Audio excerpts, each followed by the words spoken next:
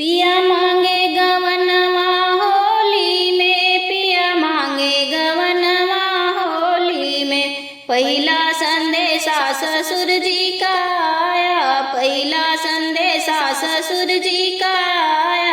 हम ना बैठब डोली में, पिया मांगे गवनवा होली में। अरे हम ना बैठब डोली में, पिया मांगे गवनवा होली में।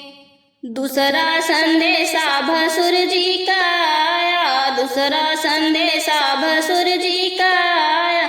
हम ना बैठब डोली में, पिया मांगे गवनवा होली में। अरे हम ना बैठब डोली में, पिया मांगे गवनवा होली में। तीसरा संदेशा